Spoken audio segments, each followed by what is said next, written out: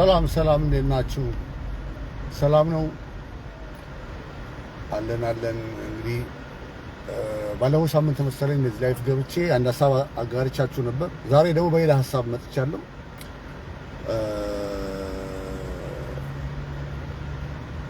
እሱ ምንድነው አትሌት ገለቴ ቡርቃ አጋጠማትን ችግር አትሌቲክስ ፌዴሬሽን ያወጣውን ጋዜጣዊ መግለጫ ብሎም ስለ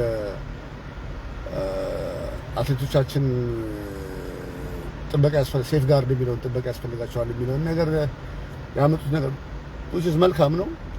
እኔ ልናገር የፈለኩት ስለሱ አይደለም። ያው ሀሳቡ አንድ ላይ ስለሆነ እሱን ለመናገር በማሰብ ነው። ያው የገለቴ ቡርቃን ጉዳይና እኔ የህጉን ፓርት ለማውራት ነው የፈለኩት። የህጉን ፓርት ትንሽ የህግ ኮርስ ስለወሰድኩኝ ያንን መሰረት አድርጌ የህጉን ፓርት ልናገር ነው የፈለኩት። አትሌት ገለቴ ቡርቃ ይሄ ሁላ ነገር ያጋጠማት የውክልና የሙሉ ውክልና ስልጣን ለወኪሏ ማለት ለባለቤቷ በመስጠቷ ነው።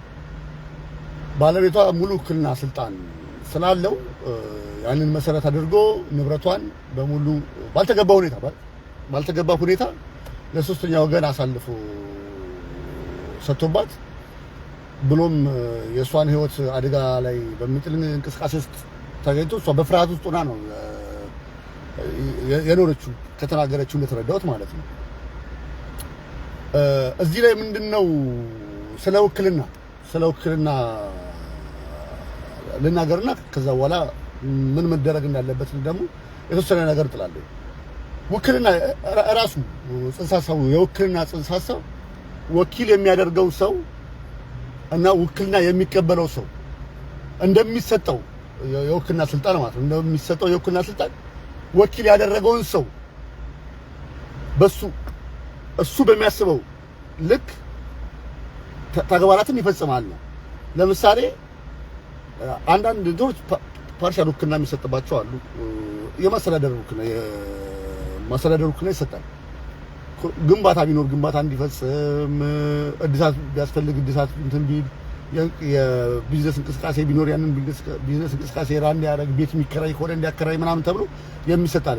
ሙሉ ውክልና ደግሞ ሙሉ ንብረቱን እንዲሸጥ፣ እንዲለውጥ፣ እንዲያንቀሳቀስ እንደ ባለቤት ሙሉ የባለቤትነት ስልጣን ባለቤቱ ቢሆን የሚያደርገውን እንዲያደርግ ተብሎ የውክልና ስልጣን ይሰጣል። ያ ገለቴ ቡርቃ የውክልና ስልጣን ሙሉ ውክልና ነው። ሙሉ ውክልና ሆኖ ገለቴ ቡርቃ የተጎዳችበትና ባለቤቷ የሰራት ስራ ምንድነው? በትዳር ውስጥ ነው ያሉት። ንብረቷን ለሶስተኛ ወገን በቂ ባልሆነ ባለቤት ቢሆን ያደርጓል ተብሎ በማይታሰብ ሁኔታ ለሶስተኛ ወገን አሳልፎ ሰጥቷል። የመጀመሪያው ለእናቱ ነው የሰጠው። ለእናቱ አንድን ቤት በ200,000 ብር ሸጦ ገንዘቡንም ገቢ አላደረገም። እንደገና ደግሞ የሸጠውም ለእናቱ ነው። ይሄ ምንድነው? የጥቅም ግጭት ያስነሳል። ወንጀል የሰራ ወንጀል ነው። አሁን እንትን አልተባለም። እንዴት አይነት የህግ ሰው ጋር እንደሄደች እንዴት አይነት ዳኝነት እንደገጠማት አላውቅም። ግን በጣም የተሳሰረ በጣም ከባድ ስራ እንደሰራባት ግን በቃ በግልጽ መገንዘብ ይቻላል። በግልጽ የሚገርም ወንጀል ተሰርቶባታል። ንብረቱን አሳልፎ የሰጠው ለእናቱ ነው።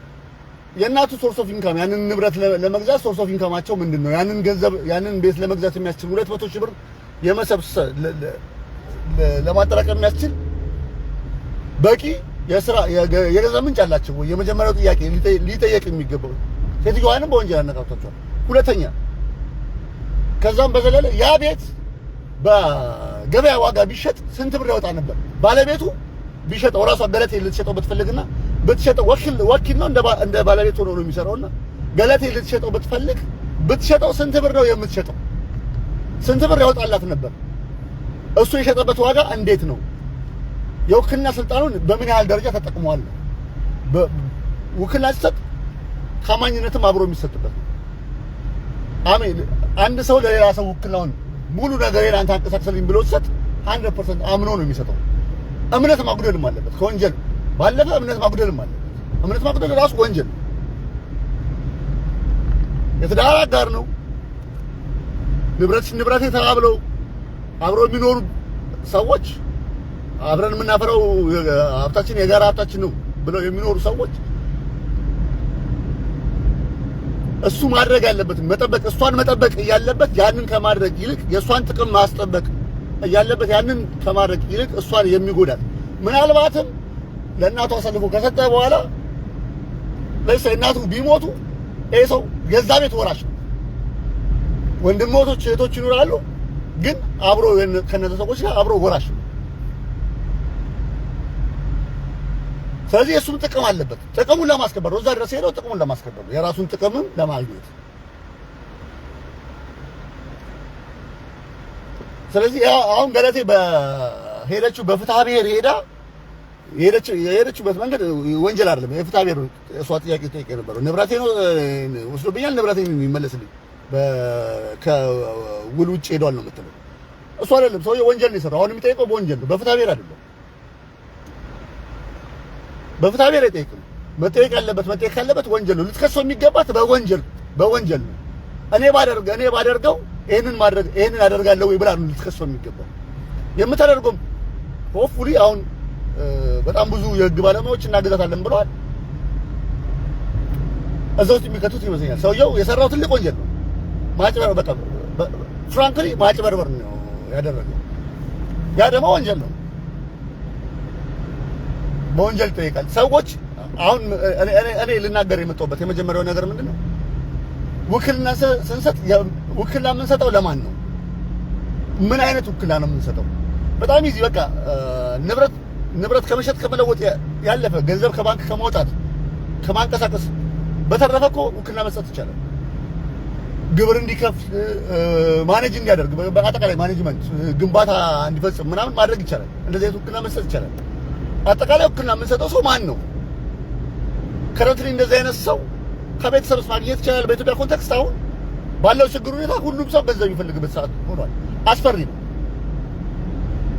ስለዚህ ውክልና ስትሰጡ ሰዎች እንግዲህ የምታዳምጡ ሰዎች ውክልና ስትሰጡ ውክልና የምትሰጡት ሰው የምትሰጡበት ደረጃ በምን አይነት ደረጃ ነው ውክልና እየሰጣችሁ ያላችሁት? ንብረታችሁን እንደማታጡ እርግጠኛ መሆን አለባችሁ ለማለት እወዳለሁ። በተረፈ የገለቴ ቡርቃ ጉዳይ